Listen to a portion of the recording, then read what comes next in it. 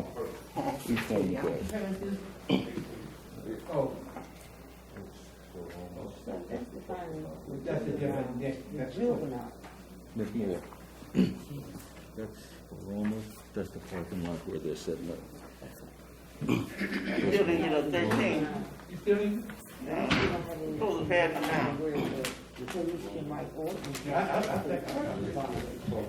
Right? Okay, page 13, I didn't get one. It says introduction only? I don't have that. It must be right here. then. The alley down through here.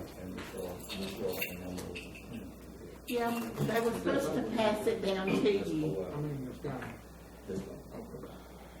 It's probably in the mayor's stack. It's back. Yeah, I gave it to the mayor. 13? 13. You had one in your packet, but they didn't. It should be right there on top. We do pass down. Is that it? Yeah, that's it. Okay. That's one of the first. Do I have one in Yes, my sir, packet? you got one Okay, in yours. yes, ma'am, thank you. Sorry about that, Mr. Craig. Yeah. Okay. I see that.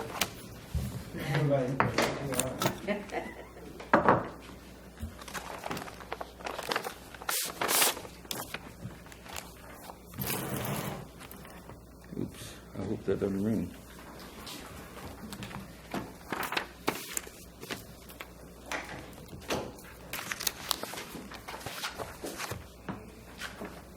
All right. It is now 6 p.m. Notice was given of this regular meeting of the mayor and board of alderpersons this Thursday, May 14th, 2020, at 6 p.m. in the courtroom at City Hall. This is our call to order. We're going to ask, as we stand, we're going to ask Councilman Shaw to lead us with the invocation after a moment of silence, and then Mayor Pro Tem Councilman Prater to lead us in the Pledge of Allegiance. We have a moment of silence, please.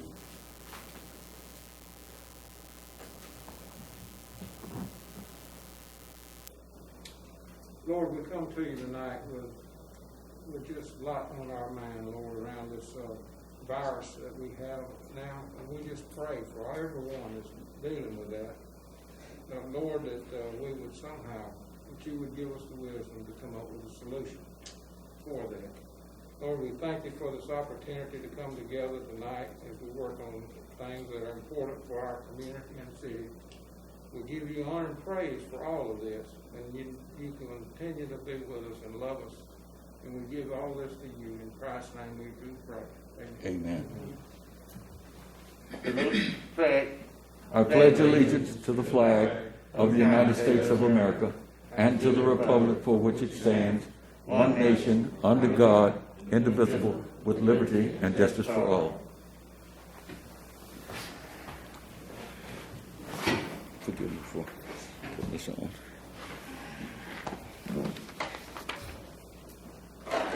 Ms. Goldman, can you give us a roll call, please? Yes, sir. Ms. Moore, here. Mr. Prater, Here. Mr. Shaw, Here. Mr. Green, Present. Mr. Locke, Here. Mayor, all present. We have a quorum. This meeting is now in session. Announcements. Do we have any announcements from any council member? Mayor, I'd like to just make an announcement. Okay, Robert. We're so proud of our firemen and all the other service people that take care of our city. And that's an outstanding result that we got. And we thank Chief Crowder and all the rest of the folks. Yes, Chief Crowder and Timothy Williams. And when we started this administration, the first meeting that I had with Chief Crowder was that we wanted to go to it at 2 as a minimum and save the taxpayers, save the property owners, commercial and residential, millions of dollars in insurance. Of course, we have an insurance man right there that's going to speak to us later. Of course, their fire rating was a 4, and it had slipped to a 4 over the last 10 years or so. and from a 2. And we wanted to at least get back to a 2, which is where we were. We knew that it was capable, that we were capable. We had the manpower. And I want to thank this council as Timothy Williams. So the first meeting I had with Chief Crowder was this meeting to set the goal to get from a 4 to a minimum of a 2. And he had told me I'd ask him about his men, and he was so high on the ability of these men. So we brought Mr. Timothy Williams over. Is that correct, Tim? Brought Mr. Timothy Williams and had him, given him the task of spearheading that effort. And Chief Crowder is one that recognizes strength in his men, and he doesn't mind them showing their strength. So that's a feather in Chief Crowder's cap. You know, some people like to, but he says, hey, I got the men, and let's bring them front and center. And Mr. Williams, who is capable of being chief or fire chief in any city that I can imagine. New York City might present a little challenge, but he's up to that. And we just got a great fire department. And I'm glad you brought that up, Robert, and giving them their credit.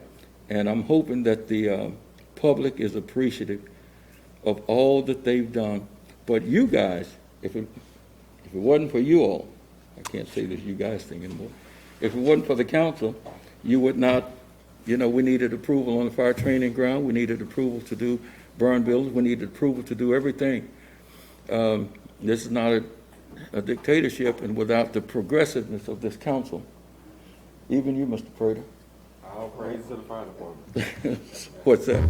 All praise goes to the fire department. But a wonderful job, and the community, I'm hoping that the community really shows their appreciation in every way for these gentlemen who stepped up to the plate and got the job done. I mean, when I'd asked him, you on it? He said, yeah, and he'd explain some numbers and some formulas to me, and I said, okay, you got it. But he wanted me to know he was on top of it, and he stayed on top of it. And every meeting that we had and everything, he came to him and said, Mayor, we can pick up 3 points if we do this. Mayor, we can pick up 2 points if we can do this. As an example, I'll be quick. One of the last things you voted on was to pay the sheriff's department to handle our 911 calls. Remember that? Because they've got the digital system and we don't have it here. I mean, it's all the little things along the way that you council, supported. There wasn't one time we came to you and asked you to support a measure that you balked. And that's a tribute to you. So, thank you, council. Any other announcements? I have an announcement. Yes, ma'am. I want to announce my question. Yes, ma'am. Audit report.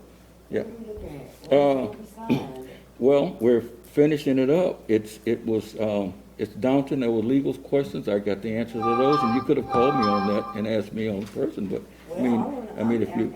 Yeah, what I'm saying, Public yeah, asking. that's fine. Well, we're tidying it up and gonna get it in this week. I'm hoping. Okay. Should be in this week. Okay, Yeah. another question. Go ahead. Will we put in place that the police officers were able to enforce a curfew and write violations? To my understanding, the police officers are saying they cannot do that because Well, we didn't follow let me the ask you a proper question. protocol. Mr. Pierre. Mr. Pierre, is he in here? He's here. Yes. Well, the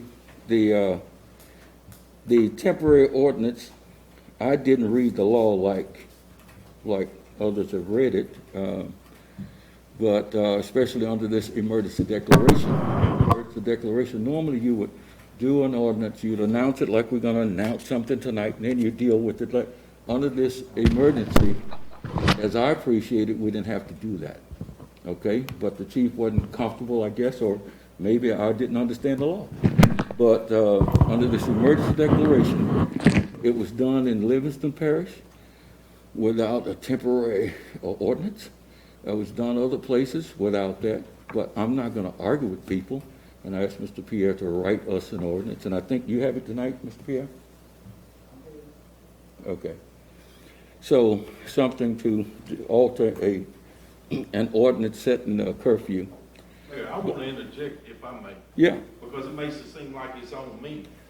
I have contacted the district attorney's office, and they are the ones that said, don't send this law of your officers in force to my district attorney's office unless you filed it with the Secretary of State, and then unless you filed it with the local clerk of court. So I don't like the way No, it sounds that well, it's on me. I'm not trying I'm to, following what the district attorney's office told me. I stated how I read the law, Chief. I stated how I read it, and it was Sound my, like you put it back when I didn't want it was to do my my job. understanding that it was a misdemeanor punishable by 6 months in jail or $500, which is a misdemeanor, which is handled in this court. That's my understanding.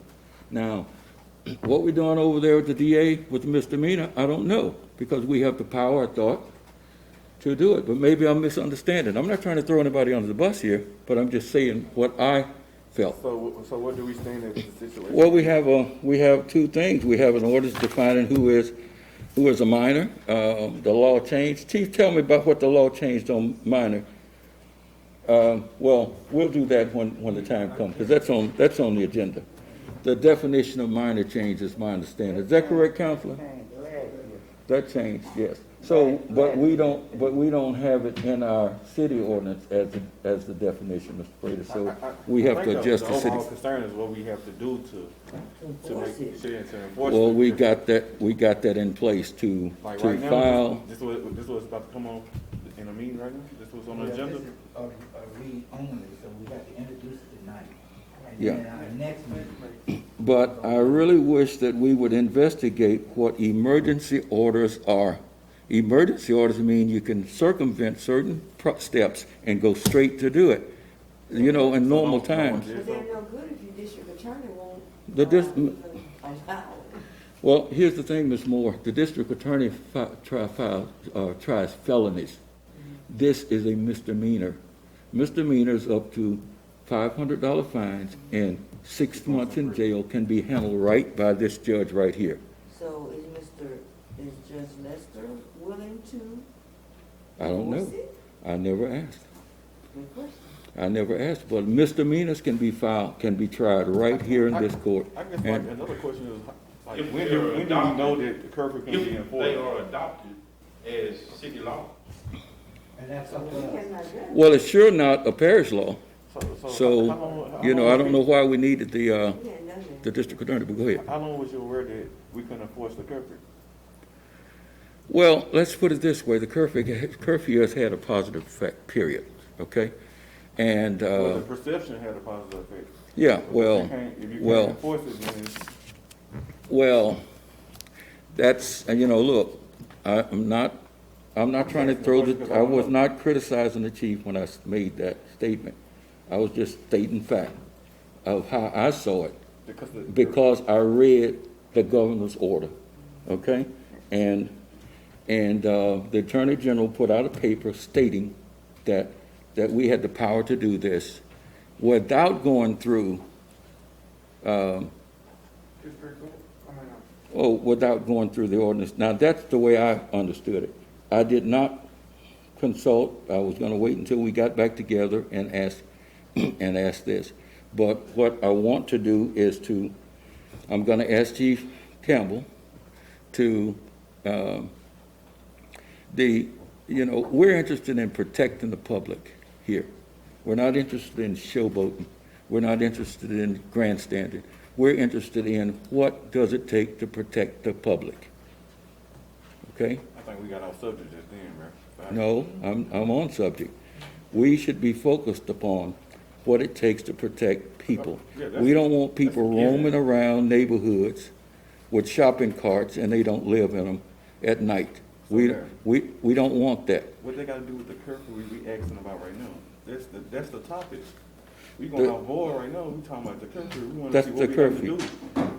Yeah, people using Mr. Pierre, I'm shopping gonna let carts, Mr. taking Pierre, them, I'm gonna let gotta Mr. do Pierre answer that. I don't wanna, Yeah, that's the yeah. question. That's what When this definition comes up, we'll handle that.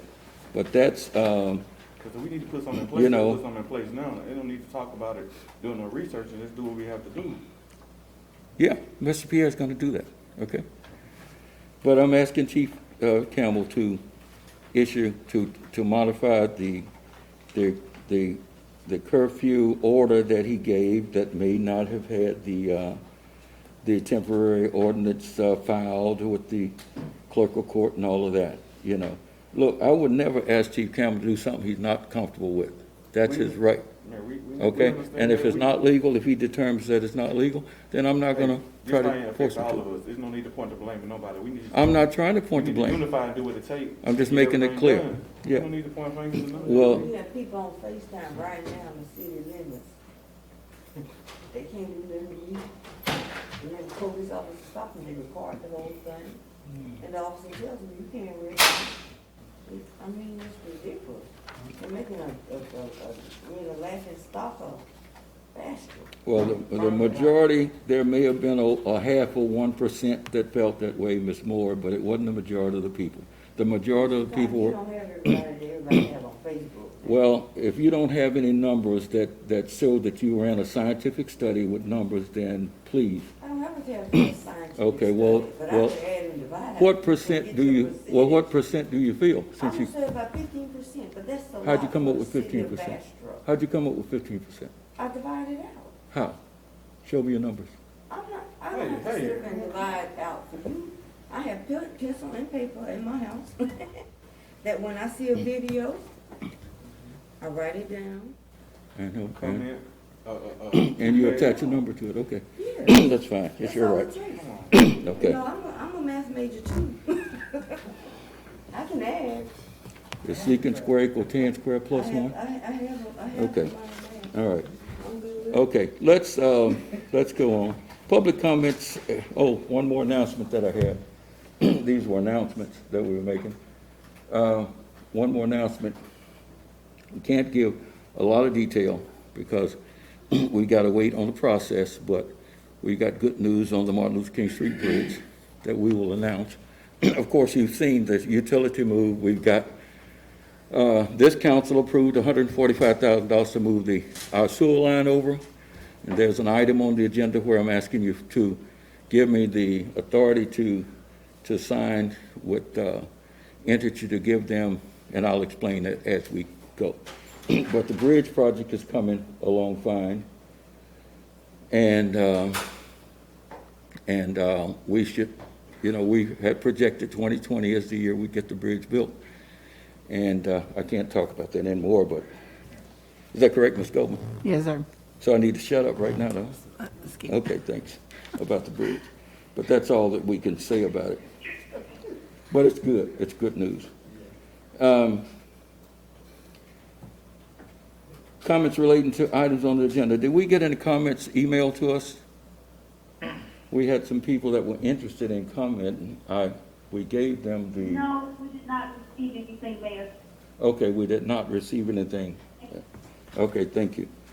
No. Our website has the webinar information on it, so if anyone wants to, in the future, we're using the same. You register to attend these meetings online. You register one time, and it goes all the way up to June 2021. We just set the same room up, and that's when our term ends, and we'll let a new administration, handle it like they want. But we schedule this same meeting number each time so that if anyone wanted to log in and view, then they could. Public comments as they relate to items on the agenda, none. Approved minutes from the regular meeting of April 9th and the special meeting of April 30th, 2020. Do we have a motion? So moved. So moved by Councilman Shaw. Second. Second by Councilman Locke, that we approve these minutes. Any discussion? All in favor? Aye. All opposed? The minutes have been approved. Finance Committee report, Resolution 20-1892, bills and claims for the month of April 2020. Finance Chair Locke, Councilman Locke. Mayor, I move that we accept the finance committee report, resolution 20-1892, bills and claims for the month of April 2020. Second. It's been moved by Councilman Locke, second by Councilman Shaw, that these This resolution is adopted. Any discussion? All in favor? All opposed? The ayes have it. The resolution is adopted. Revenue expense report, March 2020. Ms. Goldman? Mayor, this is just a report and no action is needed. Thank you. Item number 8, Resolution 20-1893, a resolution commending Evelyn Lenoir upon retirement with the Public Works Department. Mr. Gray. Mr. Isaac Gray. You want to do all three of them together? Can we? I think they deserve a little individual. I think we did it before, that's all right. Oh, okay, I'm sorry, Councilman. Mr. Gray stepped out?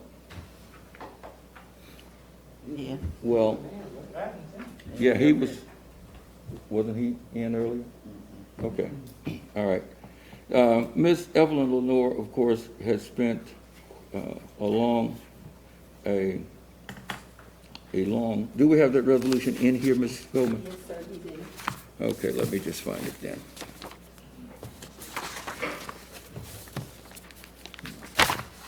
How long have you worked for the city? Well, let's see. And I'll read the resolution. Resolution 20-1893, a resolution commending Ms. Evelyn Lenoir upon her retirement with the City of Bastrop Public Works. Whereas Evelyn Lenoir has faithfully served the citizens of the City of Bastrop, Louisiana for 23 years as an employee of the Public Works, and whereas Ms. Evelyn Lenoir has served under 4 mayors, Mayor Clarence W. Hawkins, Mayor Betty Alford Olive, Mayor Arthur E. Jones, and Mayor Henry C. Cotton. And whereas Ms. Evelyn Lenoir has capably served the City of Bastrop since 1997, and whereas Ms. Evelyn Lenoir terminated her tenure with the Bastrop Public Works Department upon retirement on May 1st, 2020. And now, therefore, it is resolved that the Mayor and Board of Alderpersons of the City of Bastrop, Louisiana, in a public meeting held May 14, 2020, that they do hereby commend, applaud, and honor Ms. Evelyn Lenoir for her devotion to service and to our community, and encourages all the citizens of Bastrop, Louisiana to join them in expressing their grateful appreciation for her contribution to her city and her fellow citizens. This resolution is read in full and passed unanimously on this date, assuming that you pass it unanimously on this date, May 14th, and the final vote will be recorded. Of course, these others, as Dee Dee, since Mr. Gray was going to say a little extra about these employees. The others, I won't read the now, whereas, therefore part, but we'll read a resolution 20- I'm taking your suggestion, Councilman Green. Okay, 20-1894. Yeah. Mark it down. Mark it down. Yeah, write this one down. Yep. Okay. Resolution commending Ms. Rosemary Davis upon retirement with the Bastrop Public Works, whereas Ms. Rosemary Davis has faithfully served the citizens of Bastrop, Louisiana for 21 years as employee of the Bastrop Public Works. And whereas Ms. Rosemary Davis has served under 4 mayors, Mayor Clarence W. Hawkins, Mayor Betty Alford Olive, Mayor Arthur E. Jones, and Mayor Henry C. Cotton. Whereas Ms. Mayor Davis, has capably served the city of Bastrop since 1999 upon retiring. Whereas Ms. Rose Davis terminated her tenure with the Bastrop Public Works as a Bastrop Public Works employee upon retiring on May 1st also. And the now therefore is the same, of course. This resolution, read in full, resolution 20-1895, a resolution commending Mr. George. He's a Southernite, and I've got to take my Grambling hat off as I do that, Mr. Locke. A resolution commending George Campbell upon retirement from the City of Bastrop Public Works, Mr. Dede, Mr. Campbell has Southern all over his Southern license tag on. He wears all his blue and gold, and he, like Mr. Locke here, is a graduate of Southern University. Every time they beat us in the value class, he always called me. He said, Did "Did you watch the game?" I'm like, "What game?" He always- Well, that's Mr. Campbell. A resolution commending George Campbell upon retirement with the Bastrop Public Works. Whereas Mr. George Campbell has faithfully served the citizens of Bastrop, Louisiana for 20 years as employee of the Bastrop Public Works. And whereas Ms. Rosemary Davis, wait a minute, let's see. Mayor, I'll need to correct that. You correct that? Yeah, I will. Okay, all right. Yeah, we've got a little correction to make there. But Mr. Campbell joined 1 year after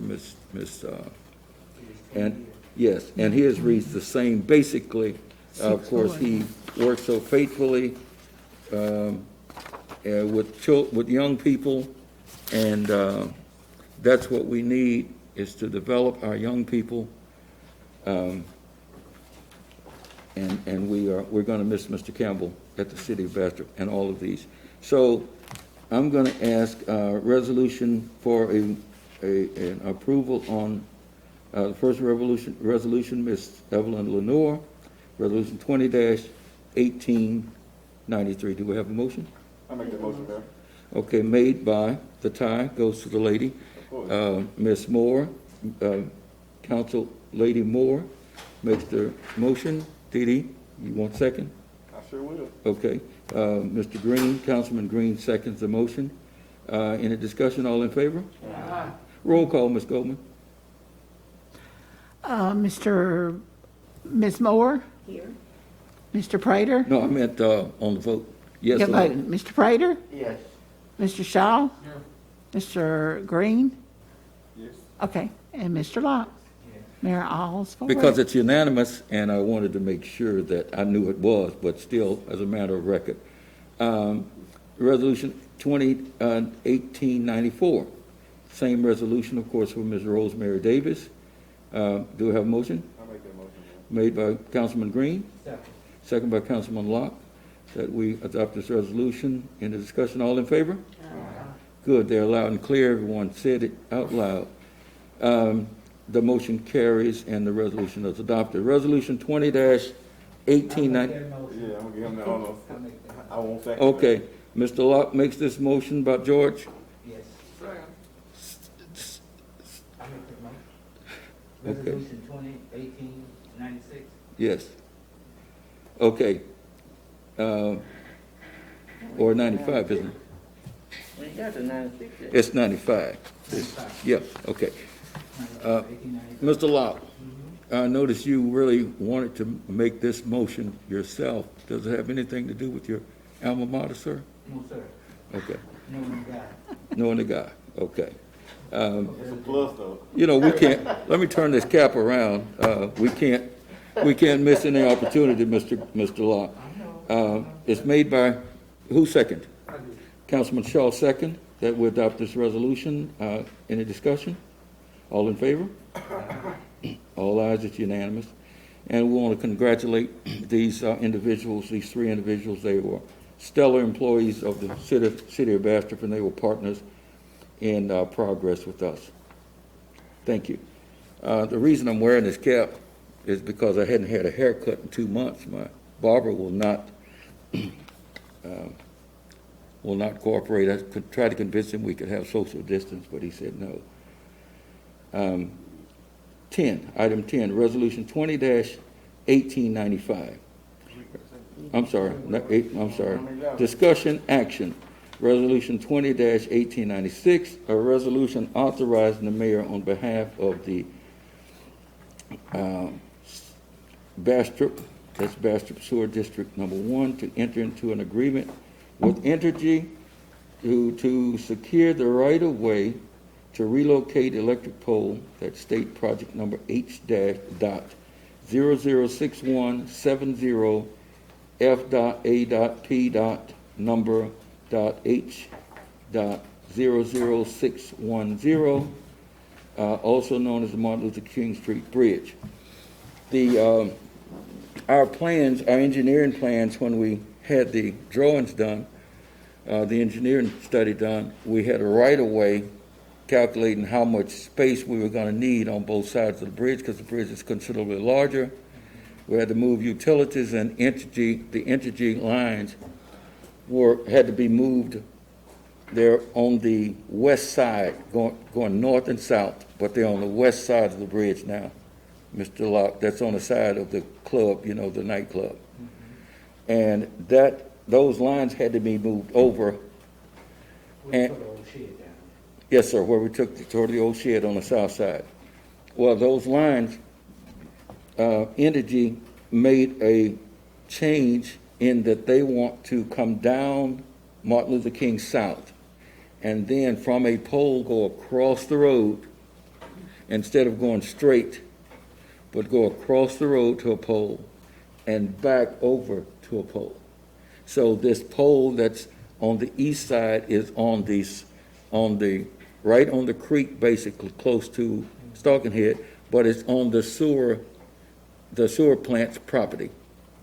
And what I'm asking is for the convenience and to expedite the project, that we give them the right-of-way to put We're them. gonna have 3 poles there. Yes, sir, there are several there, new poles, but I think one's probably not gonna be used.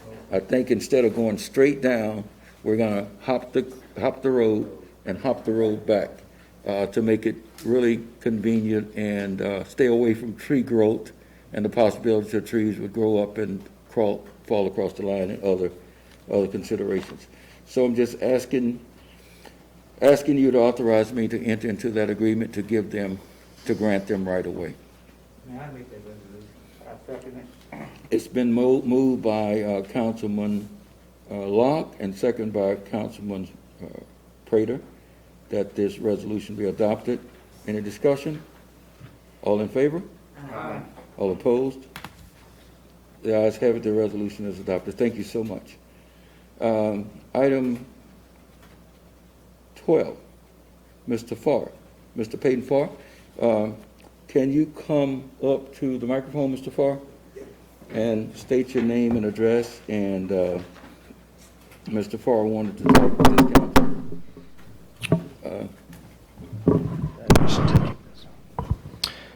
Hey, thank you so much for your time. My name is Peyton Farr. I live in Rouge, Louisiana. I work for the Thomas & Farr Agency. We have an office here locally in Bastrop and an office in Monroe and one in Shreveport. I'm here today to discuss the possibilities of Thomas & Farr representing the city of Bastrop in its insurance endeavors. Over the past couple of years, I've had the opportunity to work with Ms. Goldman and the mayor on y'all's insurance program. Currently, you're insured with the Travelers, who we're very familiar with and do a lot of business with from the public entity side. We have a lot of experience with dealing with public entity. We do insurance for the city of Monroe, city of Ruston, Farmville, Marouge. Do some stuff for Rayville, Bernice, Minden, just to name a few. Just kind of letting you know that we do have the experience and expertise to handle this type of account. The reason I'm here is, we've worked on the city of Bastrop's account for the last couple of years. It's currently written with a broker out of Lafayette, Louisiana, who has had it for several years. And every year they block all the markets and make it pretty much impossible for us to go out and get a quote for the city. We are seeing a lot of change in the public entity sector. In the last probably 5 renewals we've done, we've moved accounts from Travelers to a company called One Beacon. One Beacon is a really great public entity program. They specialize in public entity insurance, so everything from the firefighters, to the police, to the sewer, to everything that's involved in a city. They do a really good job at a high level. And what I'm asking today is for a local agency like Thomas and Farr to represent the city, not only with Travelers, but for all the markets, because we're hampered by the incumbent agent, and it's, I guess basically what I'm saying is we can provide the same service that you're getting now for the same price on the worst case scenario. What I think is going to happen is if we were able to represent the city of Bastrop, I think we're going to find that we can provide better pricing and better service because we're right here. I mean, I live in Morehouse Parish. We have an office right down the street. My grandfather started our agency in the 30s, so I mean, we're locally owned. We're not going anywhere. We take pride in this area, and I think we can do just as good a job, if not better, than what you're getting now, because we're the largest writer in the state of Louisiana with Travelers, who you're currently with, who, if I had to guess, is going to be who the current broker presents for your renewal in a couple months when it renews in July. But I think we're going to be better served moving to One Beacon this year just because of the rate increases and everything I've seen. But I won't know that until I would be able to work your account. And the only way I can do that is with permission, because right now the current broker has a submission out to all the other markets, and it disallows any other broker from getting a quote. So, you know, you can assign markets, you can, you know, say y'all take this one, y'all take that one, or, you know, you could say, you know, we want Thomas and Farr to represent us, and every year we will go out to every company, any opportunity that there is to get you a better product for a better price. And that's our promise, and we just want to present that to the council, and we know how important it is to, especially in these times, to do business locally. And we don't just want to write your insurance program. We want to partner with the city. We want to do things, special events, you know, really create a partnership. And I'm not sure that you're getting that now. And that's what we want to do. And I think that's the value we can bring, is from a service standpoint, from an expertise standpoint, and from a local standpoint. I think we could bring some true value to the city's insurance program, and I guess I'll leave it at that. And if anybody has any questions, please feel free. You said your grandfather started this company 30 years ago. In the 1930s. Yes, ma'am. Who was your grandfather? My grandfather was R.D. Farr. He's from Monroe. So he started Rodriguez Farr Insurance in the 30s, and then his partner passed away, and then my dad purchased his agency from his dad, and then in 1983 my dad and his partner formed Thomas and Farr, and Thomas and Farr has been that since '83, and then in 2007 we bought an agency in Bastrop and have been here as well since 2007, and our office is right down the street from Origin Bank on Holt Street. And so we're there, and like I said, you know, what your current broker, Brown & Brown, brings you is a policy with Travelers, and we're the largest Travelers writer in the state of Louisiana. So, you know, worst case scenario, we're going to bring you the same deal you have now for the same price. It's just we would be representing the city instead of Brown & Brown. But as I mentioned earlier, I think with the way Travelers is doing their rate increases, I don't see the city's insurance staying with Travelers from a price and coverage standpoint. It would really shock me if One Beacon wasn't where the best option would be. Obviously, it's up to you guys who you go with, but it's just kind of what we've been seeing in the first quarter of this year. I got a question. Where's First Beacon located? One Beacon? One Beacon is, they have a main office in Dallas and then one in Phoenix, but they're nationwide. They write public entity coverage all over the country. So it's kind of the same setup as Travelers, you know. Travelers public entities in Texas, but they're servicing public entity across the country. So these big insurance companies, you know, they may have, you know, trucking out of one state, public entity, you know, agriculture, whatever the specialized business is, they just have different sectors within the companies. But our underwriter is out of Dallas, who we deal with, and we have a lot of accounts with them, and they, from a loss control standpoint, your account would get a dedicated loss control person to come in and provide suggestions to help mitigate losses. You know, we would dedicate, within our agency, you would have an account executive dedicated to work, and a dedicated claims manager. So any claim, any change, any endorsement issue, I would be the first contact, obviously, and then we have a team at the office that would kind of back me up with whatever we need to get done. And that's kind of how it would flow. But I would be directly involved with your account. It wouldn't be like passed off to somebody else. So. Any other questions? Just asking us to shop locally.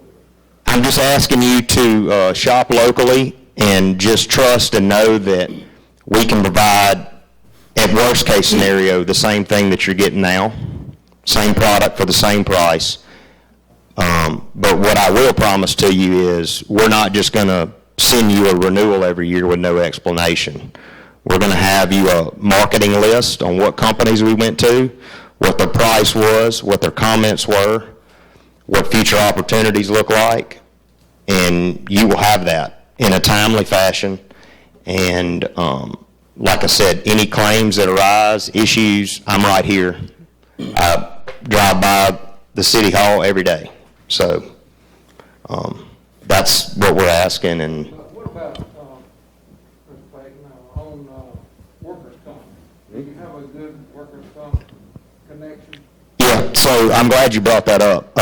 Workers' comp, currently everything, all of the coverages are with Travelers, so that includes y'all's workers' comp. There's a company, and y'all may be familiar with the other businesses or whatever, called LWCC. It's Louisiana Workers' Comp Corporation. So what LWCC is doing, or they started out for Louisiana, they were kind of the last resort for workers' comp when back in the 90s, you know, workers' comp rates were through the roof and people couldn't afford it and whatever. Well, as time marched on, the Louisiana workers' comp market has gotten really saturated with a lot of companies. So LWCC has built up this tremendous surplus of money and expertise. And we have, just take for instance, the city of Bastrop's paying $220,000 a year for their workers' comp coverage. We have clients that are paying that with LWCC, and on an annual dividend, they're getting back well over $100,000 on a dividend. Not based on any loss ratio, nothing. Just from being a policy holder, and it's a factor of how much premium you've paid over a 5-year period. So, you know, if you're with Travelers paying $220,000 and you can get with LWCC and pay $230,000, well, that's a business decision because you know in 12 months you got a dividend coming. And the longer you stay with them, the higher the percentage of the dividend is. So there's things like that in the market that we can present to you guys that I don't know if y'all have been presented before. And it's not just LWCC that's doing that. There's a handful of workers' comp companies that are doing that. But that's just one idea that we could bring to the city, and not just a renewal and you know, but more of a partnership, I guess you'd say. You'll be looking out for the best interest of the city. That's correct. And Mr. Farr, you, I want to commend you for being a great corporate citizen, your family, your company, and your wife's family, and your collective. Your wife, what's your wife's name? So my wife is Meryl Kennedy Farr. She is she's Mr. Elton Kennedy's daughter from Marouge, who has the rice mill and the farms and everything. And you have a son? And we have a son. We have a 5-year-old son and a soon-to-be 2-year-old little girl. So, yeah. And we've been in. I've been in Marouge since 2000 into 2012. I moved to Marouge, and so Morehouse Parish is home. And you give to your you do local things that people, and you don't seek credit for it. Right. Do you mind if I talk about one thing? Sure. Last year, we have a program that we pay every year for the last, since 2015. We raised do you mind? Sure. We raised $2,590 to pay for Aztec software so people can study at home to get their GEDs. DD, you familiar with that? Yeah, I'm saying, but we have the software, the high-set test, the test to get your high school diploma. Right. We have a very high dropout rate here. And to combat that, right now we have 60 students, 60 people enrolled in that. Last year, yes. Mr. Noah, you say something? Mayor, Yes. that was with, what's the name of Ordinance business? Yes, thank you for bringing it up. Ms. Ora Evans. Payne Montgomery was the, Ms. Hardy. Payne Montgomery's group, NLCEC. Thank you, Ms. Lenoir.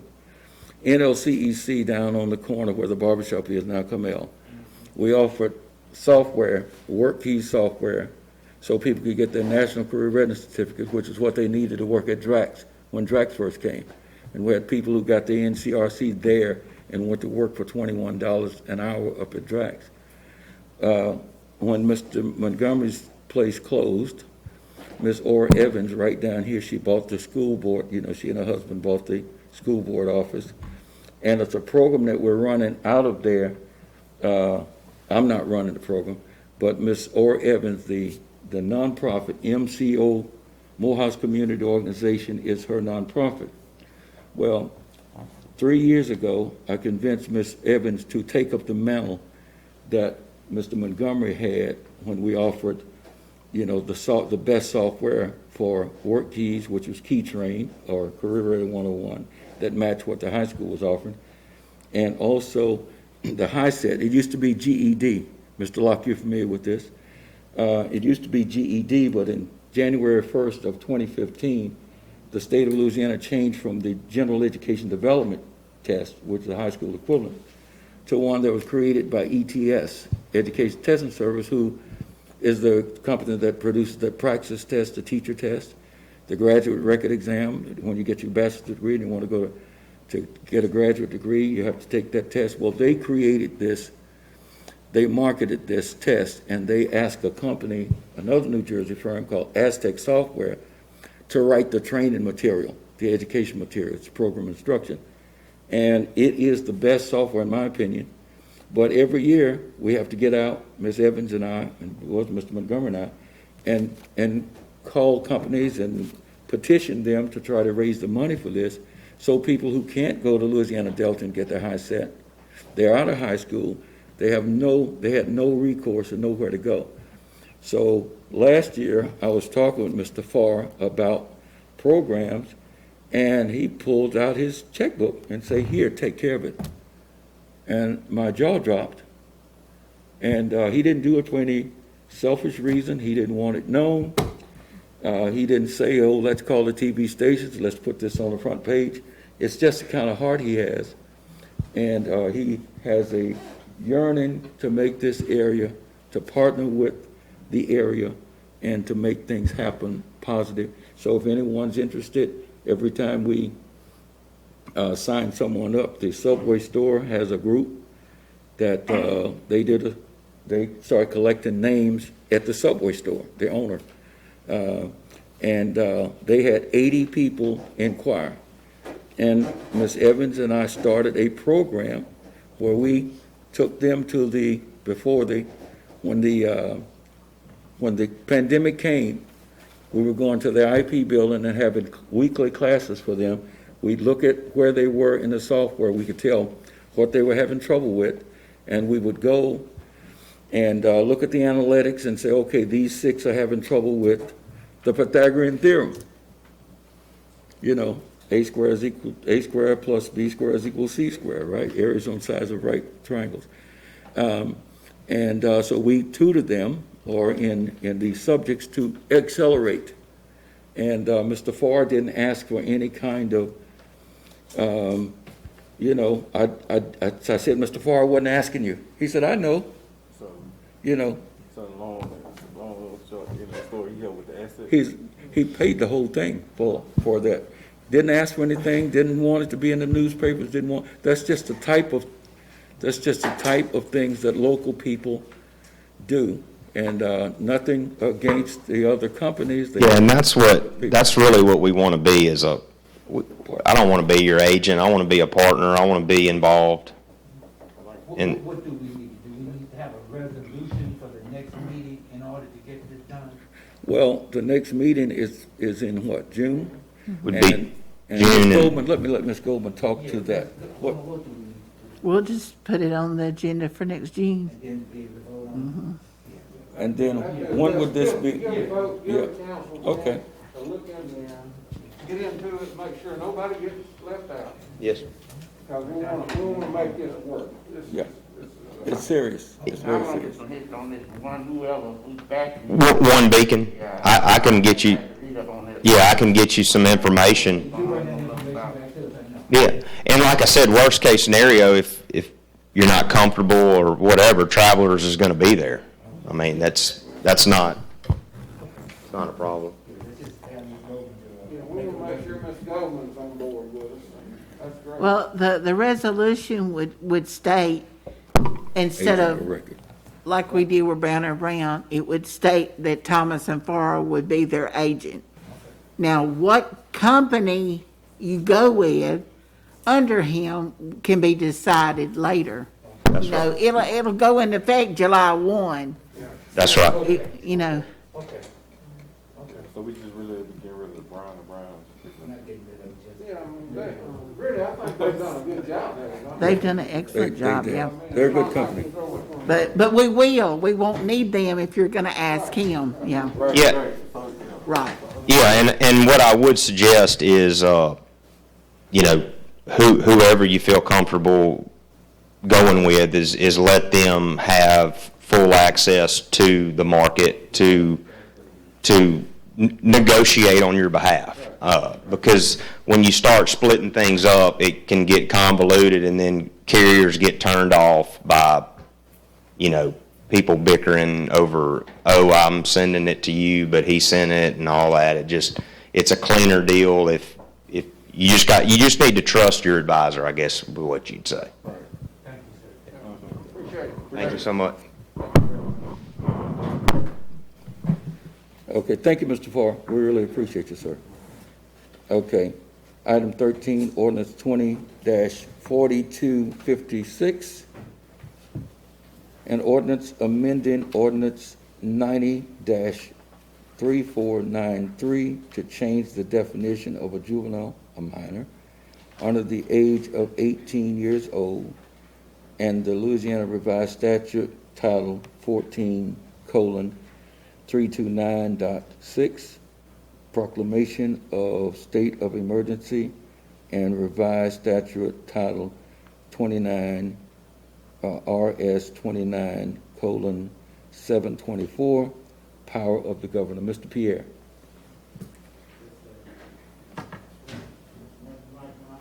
Yes, sir. Hey, Mayor, Mr. Floyd, can you get it? this ordinance presentation to you ladies and gentlemen is to make an adjustment from the old law where juveniles were deemed any person under the age of 17 to the new law to come into to conform with what the state law is, which is the juveniles, any person under the age of 18. Our current ordinance that's in place had not made that adjustment, so this particular ordinance makes those two amendments. 8-303 is the definition section, and 8-304 is an enforcement section on there, and it just say any person under the age 18. Nothing else changes in the statute other than it classifies what is a juvenile in the city of Bastrop to conform with what is in the state of Louisiana. You see two other references in here, which is a Title IX reference and a Title 14 reference, 14.329.6. That is the state law with respect to emergency declarations, proclamations, the effect of that declaration and the proclamation, and how you can, I guess it gives it a little teeth. And you're asking, this ordinance asks you to adopt that by reference. It's just telling you to adopt whatever the state law is there. There's another number that you see on there, which is, I don't see it in my caption here, but I saw it on the minute, on the ball. Yeah, we had the agenda already on there before we actually got the ordinance. What the Right. ordinance is what Mr. Pierre wrote. Well, what you saw on the agenda was also a reference to 29.724, and 29.724 is just the powers of the governor. You know, so essentially what you're saying here is that we're going to bring our city ordinance in compliance by saying juveniles are persons under the age of 18. We're saying we're going to adopt by reference what the state law is under Title 14 of the Criminal Code, and we're also adopting by reference, which we don't have to, the governor's powers to issue executive orders. So that's essentially where we are here. I know I heard some other discussions with respect to enforcement, but what this ordinance is here today is dealing with what is a juvenile, what is not a juvenile. So That's the question that we asked. Can you be enforced? can It's the only A thing you're curfew. gonna change from the age, correct? Yeah. can a curfew be enforced against a juvenile? With the new change, in coming in compliance with the government. This ordinance that you all have today is dealing specifically with classification of a juvenile. Yes, it is. Yeah. Mr. Pierre, the question was, can we, under declaration of a curfew, can we enforce the curfew based upon the laws that we have now? I would love to answer that, but in executive session. Okay, thank you. And that's what I wanted to get to. I wanted to do that before I started this, but I would like to Can we answer that go in into executive session. right now? So if somebody would make a motion, and if you Can all we will do carry that? it. Because it's necessary that you all hear this, I believe. We here, I make the motion to go into executive session. It's been moved by Councilman Green, second by Council Lady Moore. Any discussion, all in favor? Okay. No, let's go to executive session for, yes, please. Asked Chief Campbell and promised him that he would get all the enforcement language that he needs, and I respect he teaches me a lot on law enforcement, and I respect that, and he's right on everything that, as matters of law, that we've discussed. But I'm asking him to change the curfew, gentlemen, from, right now it's 7 p.m. to 7 a.m. for juveniles. And we're changing the definition. What this does is the state went to, 16 to your 17th birthday, the day before, and under was juvenile. Now it's under your 18th birthday. So we're just adding that year. So this would only affect juveniles between their 17th and the 18th birthday. That's what this is.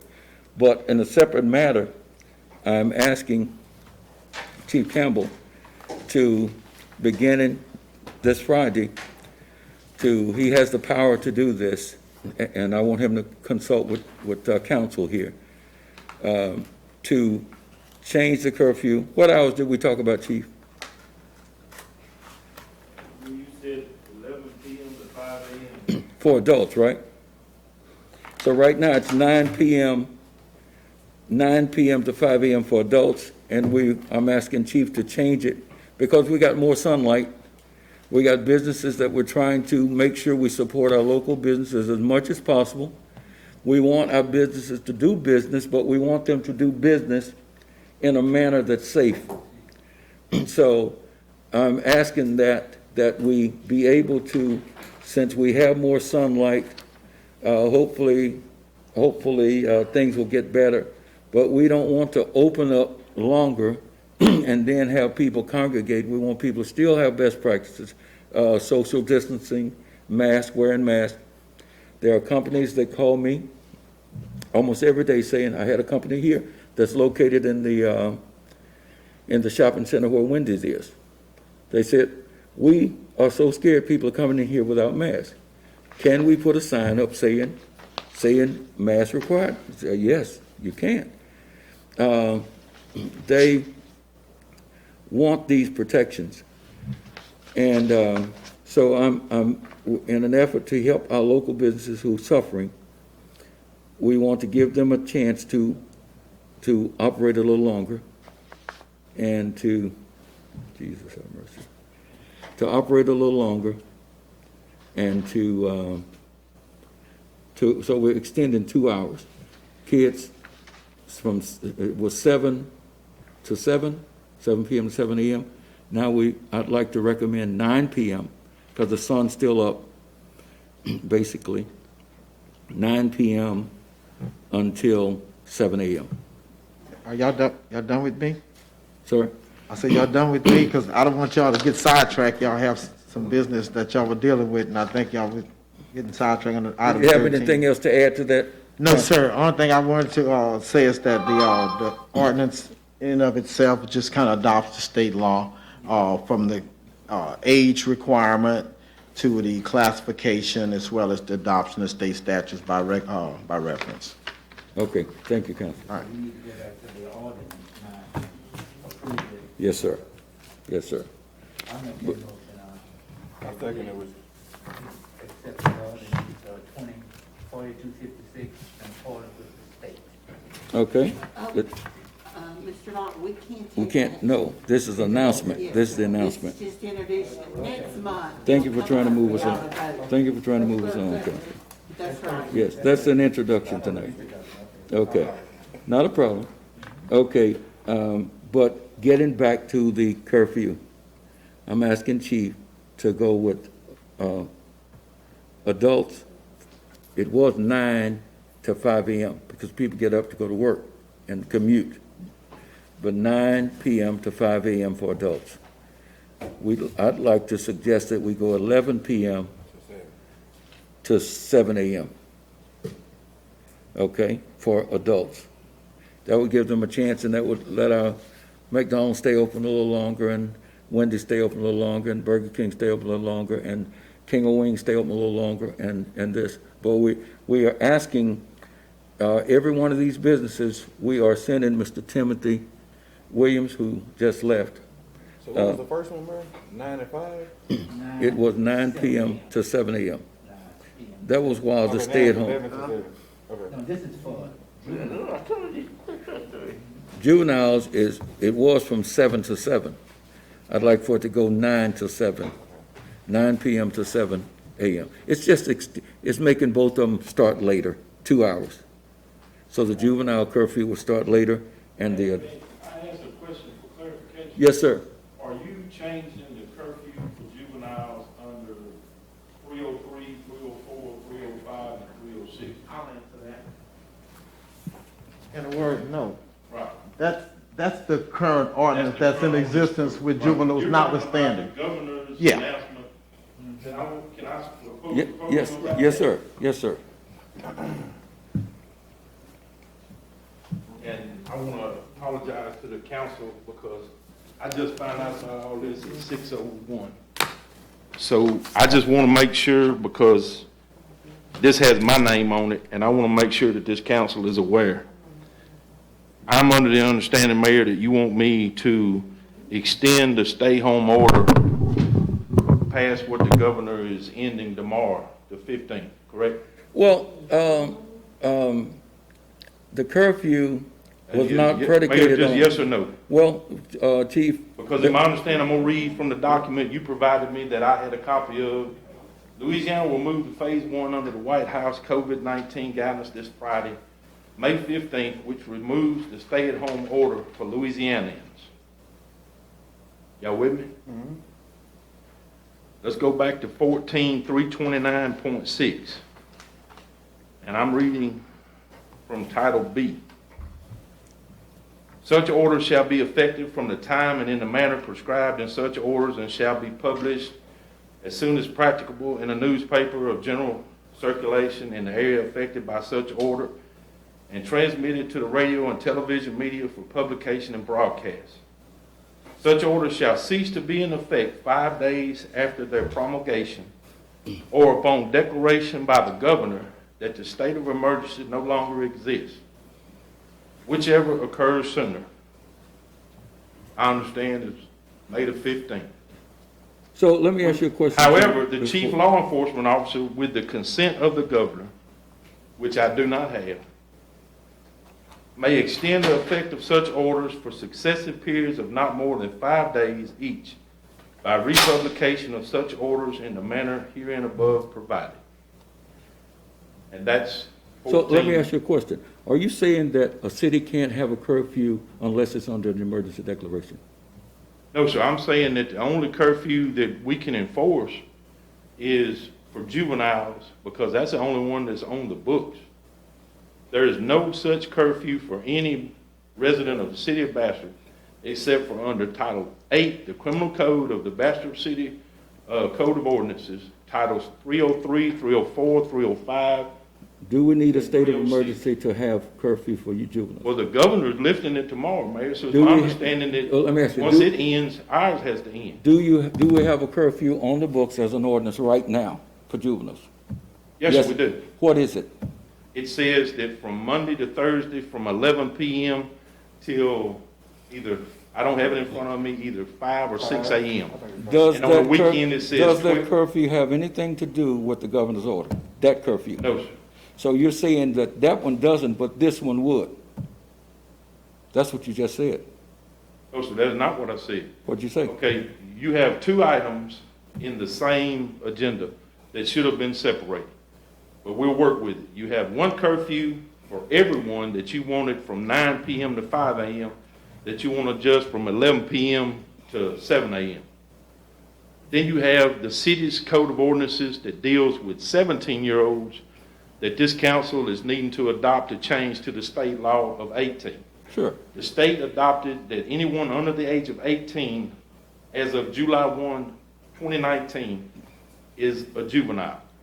Anyone that is arrested for a nonviolent crime is not treated as an adult. They're released back like a 16-year-old was. As of July 1, 2020, according to the law I read, every person under the age of 18 will be treated as a juvenile, nonviolent and violent crime offenders. That has nothing to do with the governor's order. That 14.329.6 has nothing to do with Title 8 of the city's ordinances 303 through 307. They're two. So I'm asking you, 303 to 307, are they predicated upon any governor order or anything? Has nothing to do with any governor's order. So It let me just ask has you to this do then. with juvenile. Okay, so if we have a juvenile curfew, what would preclude this council from, or you, from enacting a curfew for juveniles? We're talking about juveniles only.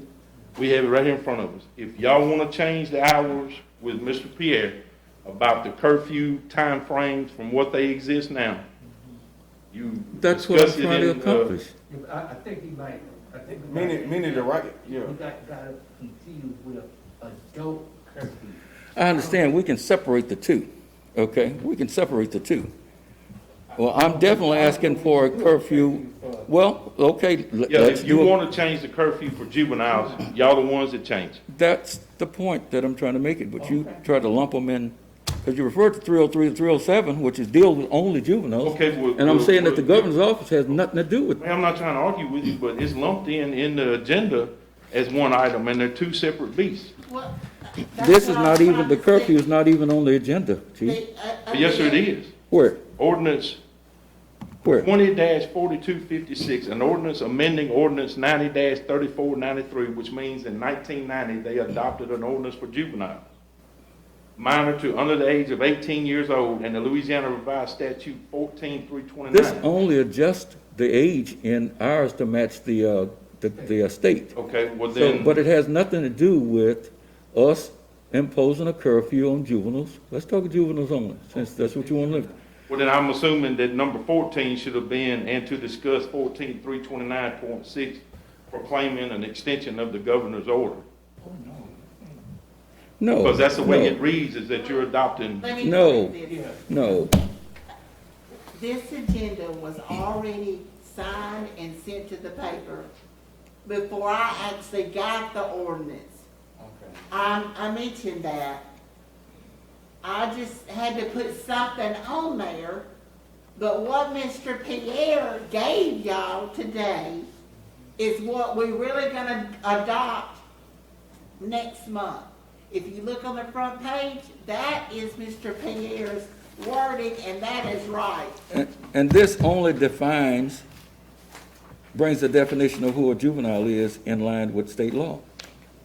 That's all this does. But it has nothing to do with this council and this mayor and this council asking you to impose a curfew on, let's stick with juveniles, on juveniles Okay.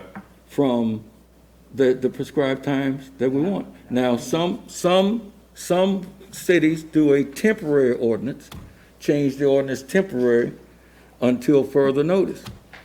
So, you know, if, And go- it do say a classification of a minor for curfew purpose. that's the definition of who's here. See, there were people 17 committing crimes and being tried as adults. So, And this is part of that prison reform thing to keep kids from going to these hard prisons and all of that. It's all mixed with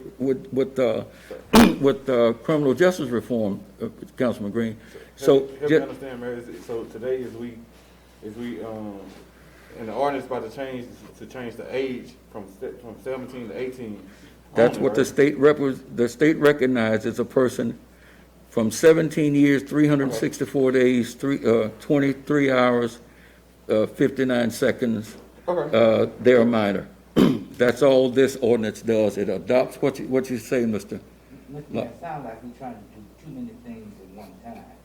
It look like we just need to look at ordinance 13 From the governor's office. from the governor's office. So we getting confused. Now, this is not from the governor's office. This is a law that was passed last year. Is that correct, Chief? Okay. The redefinition, No, it was passed in December. 1990. We're not taking. no, I'm not talking about Act number 501 of the Juvenile Justice Act, yesterday, it was enacted actually December. 2016. But it took effect because of some rewriting of the laws, and they went back to the drawing table. It took effect July 1, 2019. yeah, So we which has nothing to do with the governor's order. Okay. So This we do just- with the governor's office. Yes, a definition of who a juvenile is. Now we want to do a curfew. Yes, sir. I'd like to do a curfew Now, with can we do it juveniles. because it's not on the agenda? Can we do it because it's not on the agenda? That's something that he and the That's, he chief can talk has the about. power to do it Outside of anytime. this. That's what I'm saying. Yeah, It's outside, it's- this is not on the agenda, so can That's we- why my answer will be no, because I don't have the permission of the governor, and he's lifting it tomorrow. The governor does not need to approve a juvenile.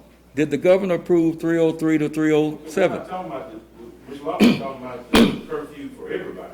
We're talking, we limited to juveniles, Chief.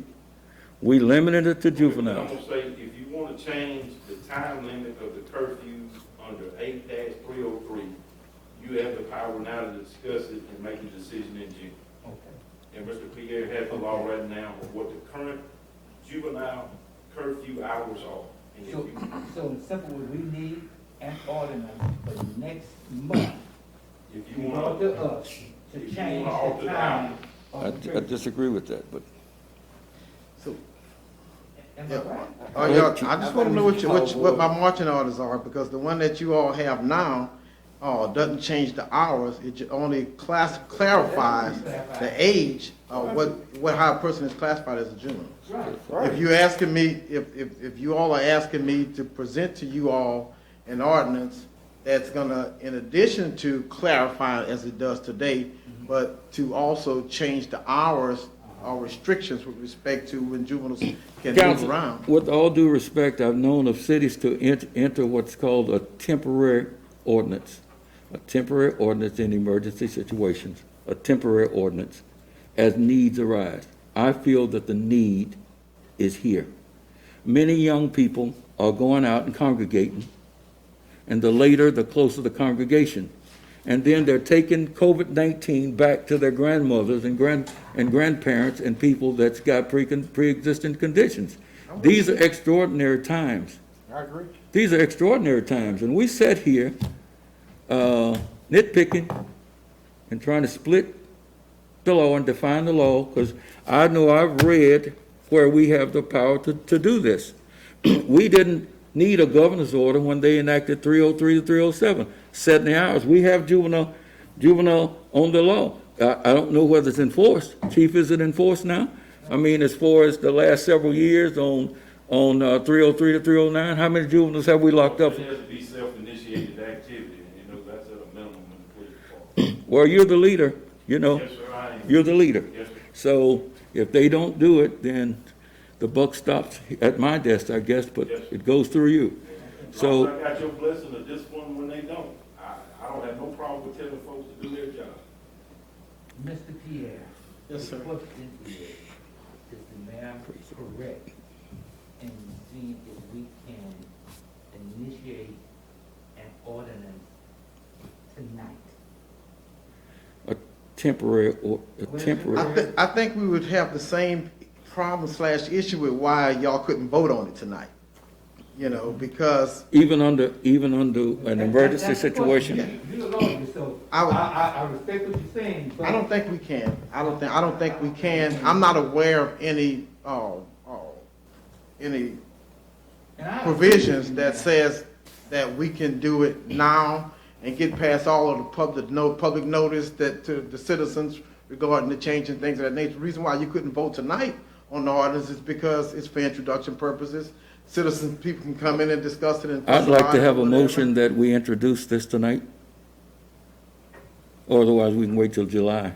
Introduce with the The need, since, you know, I differ with everyone, I guess, because technically. the way I read the law is that we can enact curfews based upon the situation. Now, we can get an attorney general's opinion, but we have 303 to 307, which sets a curfew that's already in effect. How many of you knew that there was a curfew law on the books for Bastrop? Did you, Mr. Braden? Did you, Councilman Shaw? I don't remember. Did you, Mr. Locke? That there's a curfew? Now, look, what did we do a few weeks ago, No, before this. before this, oh, Were you aware that there's a curfew for juveniles? it wasn't in. Okay, were you aware, Dee? You were aware that there was a juvenile curfew? Yeah, it's supposed to be with insurance. Well, a curfew that juveniles can't be out at 3 o'clock in the morning. I ain't know the specific of the time. so That's I did that's know in there was 303 to some 307, isn't it, Chief? Yeah, well, it's already. And there's such a brouhaha about enforcement of adjusting it, when we're doing it for public safety. Mr. Mayor, I'm not fighting you on this, I'm just saying, can we do this tonight? That's the only issue. I totally agree. with My you. reading of what the Attorney General said in his, I wish I had it to read it, Okay. which gave the authority to the police chief under these times, just because we're proceeding with phase one does not mean, of the recovery, does not mean that anything's changed as far as the emergency. All the governor lifted was, hey, you can come outside now. You know, that's the only thing that changed. Agreeing with you. We've got to keep people safe in this town. Have we, I agree. have we voted for that on the 18th thing? Have we? No, Yeah, we I can't make that vote motion. tonight. That's it. Oh, Yeah, we passed that. We just, yeah, we passed that. Okay. Okay. I 14 gotta go to what the law is, that's why we, Okay. not to- Item 15, Mr. Nick, would you please come up, sir? You got some liquor license. 14. Oh, we got some liquor license? Okay, I'm sorry. Chief Campbell, we got item 14, liquor license for, can you introduce that, Chief, and Mr. Floyd? To the mayor and the council members, I've made contact with the state level. All of the background checks and requirements have been met. The state agrees also with the state representative with alcohol and beverage. I recommend the following establishment for the issuance of a liquor license for 2020 will be a new application. U.S. Tobacco Outlet, LLC, 1414 East Madison Avenue. This will be a Class A retail dealer off premises only. I recommend to the council that this be approved. Council? What's your pleasure? Do we have a motion? I'll make that motion, man. Okay, it's been moved by Councilman Green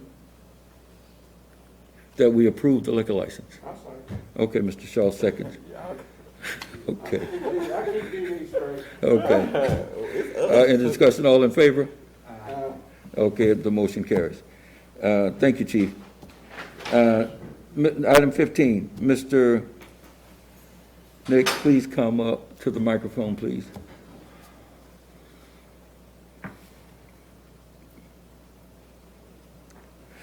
Gentlemen, Hi, everybody. hello, would you state your name and address for the, Okay, my name is Nicola Dodash. turn that microphone, on, please, sir, thank you. I'm Nicola Dodash. I'm the owner of the Roma's Italian Bistro in Bastrop. And how we know everybody is going through these crises.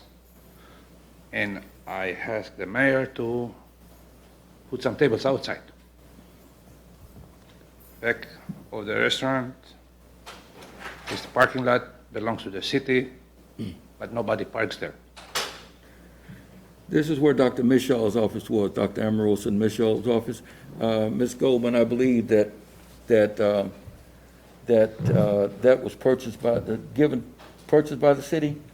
It was purchased. And Main Street, you know, they did all this stuff. That was one of the things that they got done for us, to tear down that building and to make a parking lot out of it. But it's contiguous with the restaurant Roma's. And we know, Nick, can you tell us a little bit about what the pandemic has done? What kind of strain has it put on business? How many employees do you have now, roughly? Okay. In this location, I went down from 18, now I have only 6. Okay. So there are 12 people that's not working. No. Okay. You called me and asked, you know, if I thought it would be okay to open outside, right? And this is last week, correct? Yeah. And I called Timothy Williams, our chief of fire prevention, Yes. because what they do is go around to businesses and you all he said he measured for spacing It's and all of distance that. and everything, yeah. Yes. And Timothy called me back and said, Mayor, they're good to go. As far as social distances, of course, the family can sit at a table and take their mask off and eat. You can't eat with these things on.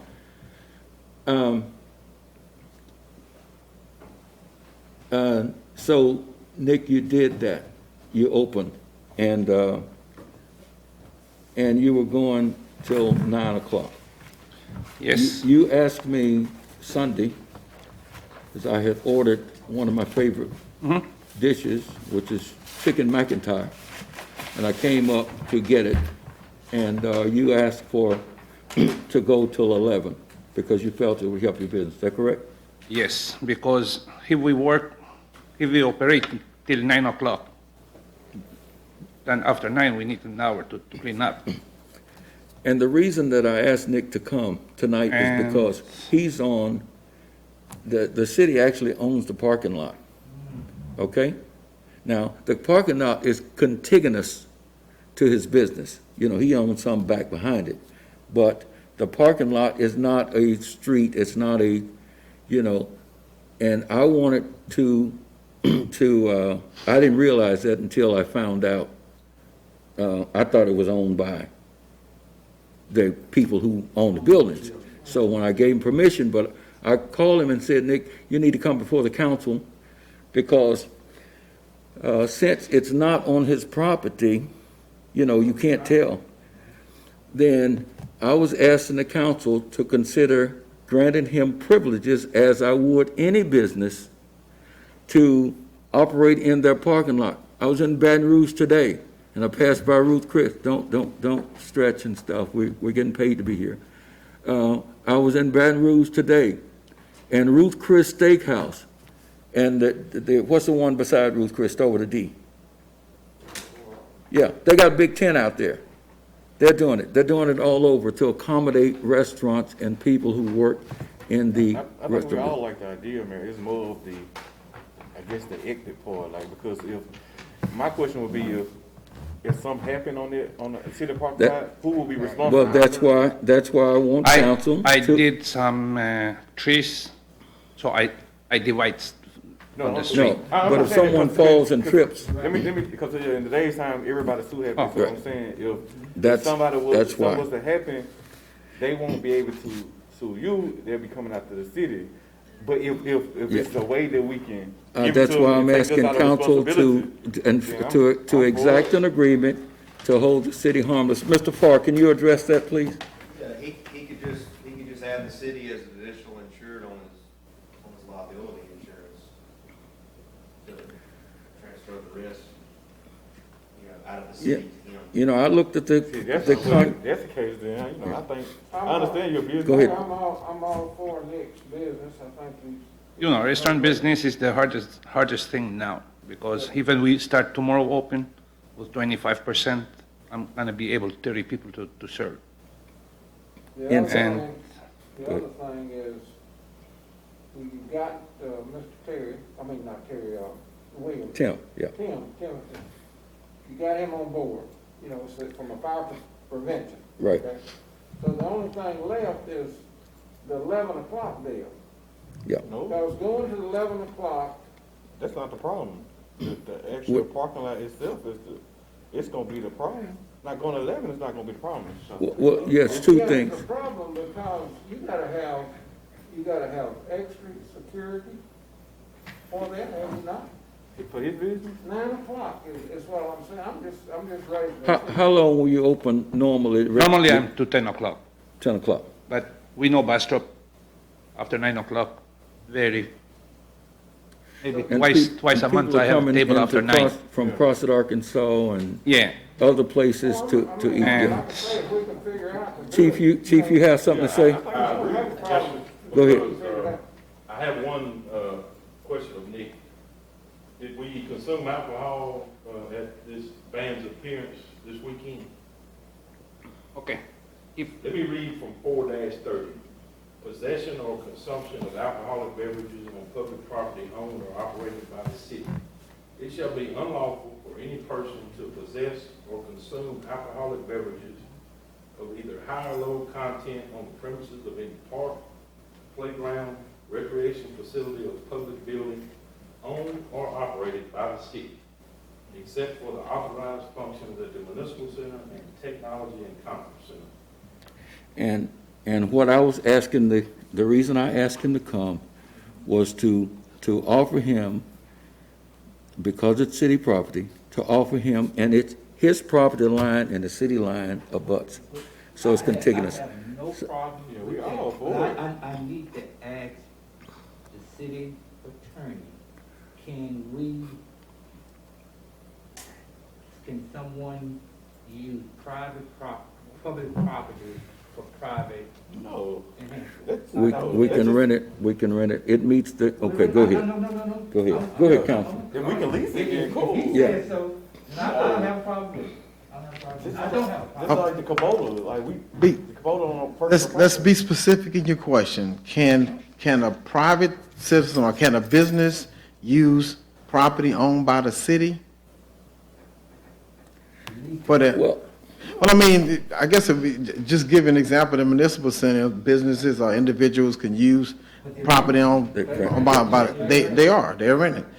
to address Dee Dee's question earlier in deference to Thomas and Forrest representative here, I'm not sure whether or not if this property is used, whether or not one, Romulus can insure it, you follow me, and take the liability away from the city. But if he can't hold the city harmless because the person who's going to be bringing the action is going to be Joe Blow citizen. Right. You follow me? Now, if Joe Blow citizen holds the city harmless in a document, then the city should feel a little safe. But I don't think Romulus can guarantee that there will be no liability on behalf of the city. Can we lease the building? Can we lease the lot, just like we lease everything Yeah, else? absolutely, I mean, you can do it's a that. simple solution. Yeah. There'd have to be a lease agreement. And that was part of what I was That's asking. what you should have did at first, before you said. I'm trying to get it all in. Before you went and said, okay. Going back, No, I didn't know it was a Well- parking lot owned by the city at the time. You know, it went to the parking lot. If you didn't know who parking lot it was, how you gonna give it okay to do so?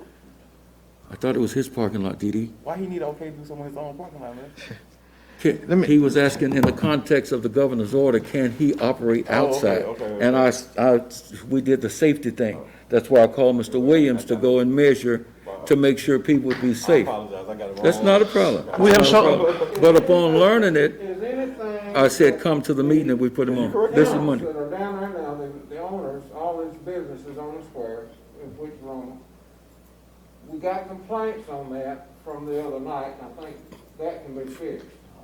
Band, That late. wasn't complained. What's the difference in him doing The it, po- and they doing it? Mayfest? Nobody called police. What's the difference in him doing it for one night and they do it on Mayfest? Mayfest have everything around it. Chief, did any, and we, If y'all want, we can't be one dimension. Like we don't okay it for one person and not okay it for him, and business on. Oh, no, that was 8:30 when the police come there. Chief, was the 8:30. police called? Did we? My officers, were over there on the court, self-initiated, heard the band. A band, really? Investigate and found a live band and in excess of, they said 40 to 50 people, chief. And Were the tables spaced? he said there were people from, West Jefferson at the sidewalk all the way down to where you turn in the alleyway, go back to Lee City Road's, drive-through. Okay. No one arrested any open containers, but that's my problem with it, is that it's in violation of the city's order.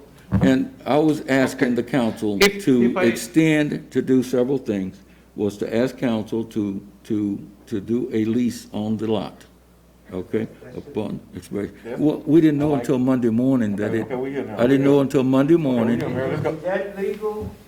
Yeah. You can do a lease, but let me get y'all in conformity. You can do a lease. First of all, you probably have to expand the agenda to put it as a line item today to ask this council to authorize you to engage into an agreement with Romans to lease that property.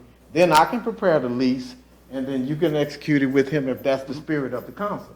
But what the protocol should be right now is that, add a line item on your agenda today, which is to authorize the mayor to enter into a lease agreement with Romulus for the purpose of leasing the city-owned property that's adjacent to his.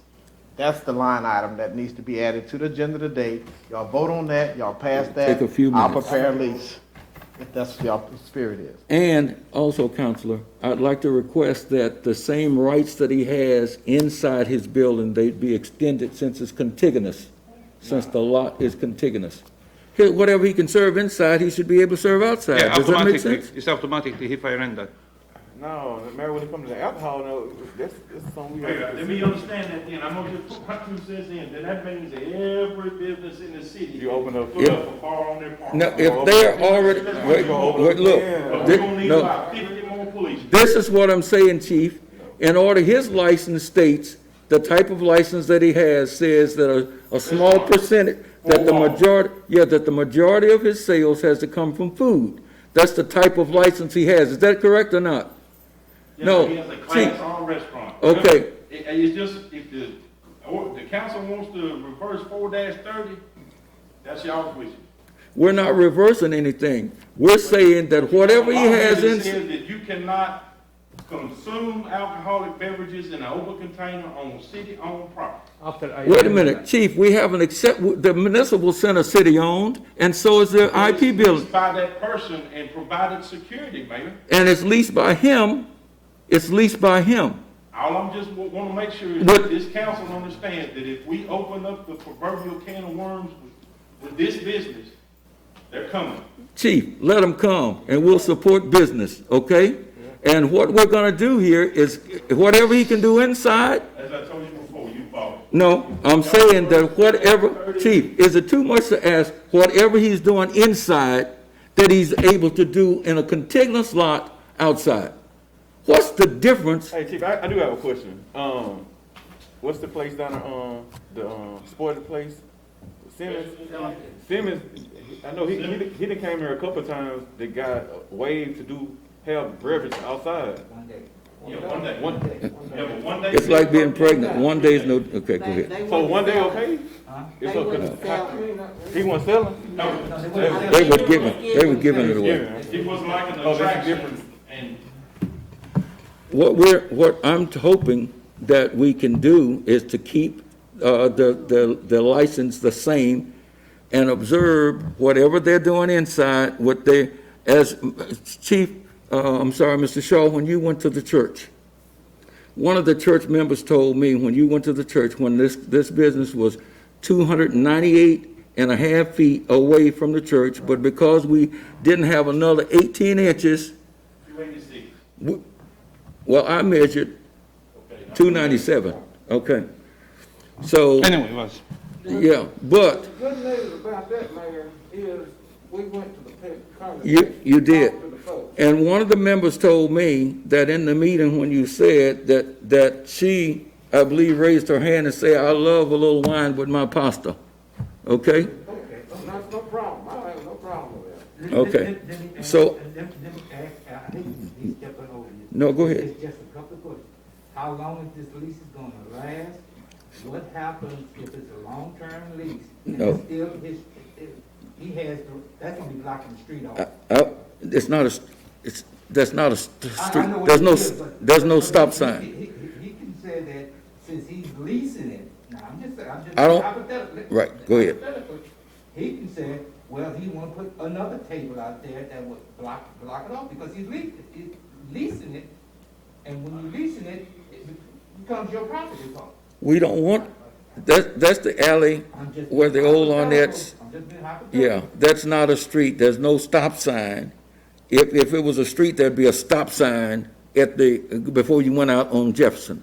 There's no stop sign going to Jefferson, nor is there a stop sign going to Madison, nor is there a stop sign going to, Those are times, every day, I know, I've seen it, beautiful, like what you done back there. Thank you. But I wanna make sure that we are legal too. And we're not setting any precedent that's gonna. I don't want nobody to be in trouble. There's a couple of things here that can get this But- burn, get it working. Mhm. One is, we need to take care of the hour versus alcoholic beverage, make sure that's covered. Okay. I want to say one And thing. the band, that's what complaints I've gotten. Okay. Is the band got Yeah. noisy. For one night? the band, I'm just saying it. yeah. I'm saying, And- Do the same people don't complain during May 5th? do what? Do the same people complain during May 5th? And we're This is- not at 11 o'clock playing in the band either. No, it's not 11 o'clock. 9 o'clock is shut down periodically. And I heard many cars passing by with louder music than them. Well, I'm just saying that's a problem wherever it Yeah. might be. It I'm gets saying loud. 9 o'clock is out. And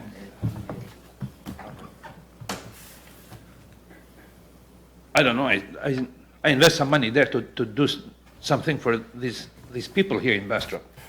Oh, I'm sorry.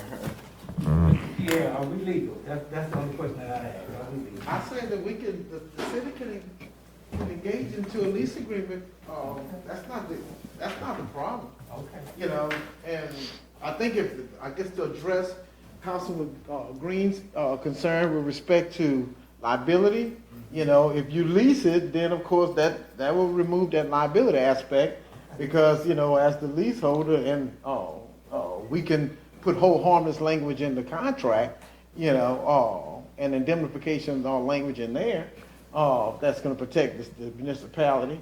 With respect to the other concerns about music and hours and stuff like that, I don't know if we can regulate his business that way, but I know that, Chief's concerns are, if it's still city property, he's able to be moving or selling alcoholic beverages on the outside, if it's a leased property, it's a leased property, but there are exceptions with the municipal center. If you all want to write that statute and amend that to make an exception like you did with the municipal center, but like I said, it's kind of like that slippery slope, or that wavery line. At some point in time, you gotta decide, how far you're gonna go. Line of place. Well, I'm trying to help our businesses survive during this critical time. And I know there's a way we can do this, and I'm just asking you if council does. I'm asking for the same thing that he can sell inside, that he be able to sell right outside his door or on the front. Once I lease, yes. Yes. Go ahead. Ms. Lenoir? I thought you said something. Okay. I'm open to it. All right. And- So all I'm asking is that we fashion something that council would It's the only place I don't do would this approve. comparison. Everywhere else you go, people outside doing the same thing they doing inside. Better not go to I'm pretty South sure all Louisiana. y'all have been to restaurants like this, so I'm for it. But once we lease it to you, it's not considered public property no more, Mr. White. How long is the lease? Yeah, that's what we have to talk about. I would You like say to do that. 3 months. I'd like to do a 90-day lease and come back and visit it and see, because if we have complaints, if the band gets too loud and all of these, we can address it. But right now, we need to focus on helping our local businesses as much as we can. And the curfew, I was trying to get a curfew that would last until about 11 o'clock to encourage people to go home. The Dee Green, you drive around, you and I have driven around, and is Bastrop, do you feel better driving around Bastrop now? Like you put my business out there like that. No, I don't mean it like that. I mean official business, scouting you. Excellent question again, man. Okay. How do you feel about the neighborhoods now? Are they quieter than they were before at night? Honestly, Okay. Mayor, Okay, all right. Well, I ride a lot. All right. Okay, I go go ahead. for lease. I will lease it. First, we need to expand the agenda. Yeah. And add this as a line item. Do we have a motion to expand? Can I use for a couple more weeks until the agenda comes? No, Well, no, we no can- serving alcohol outside. No, what we're doing, Nick, I was asking for a motion to expand the agenda right now. I mean, I already did that. Okay, You don't is it do- second? Second. Okay, been moved by Councilman Green, second by Councilman Locke. They will expand the agenda. Everyone, Ms. Goldman, can you call the roll? To make sure everybody got to have unanimous? Mr. Prater? No. Well, it's over. Okay. So we're gonna just let this man just flounder? Okay. Nick, They can still go the way it's going right now. No, he can't. no, he can't. He's got to close down his restaurant in the parking lot. Mr. Prater says that. I'm sorry, Nick. I'm sorry. I make that motion 16 to adjourn. I have to take out the tables from there. Yes, sir, you have to take the tables from the city's property. I do apologize for that. Okay. What about the food trucks? They are in city properties all day. What is that? The food trucks. Food truck. Nick, I do not agree with. I agree, I see. Mr. Prater, I'd ask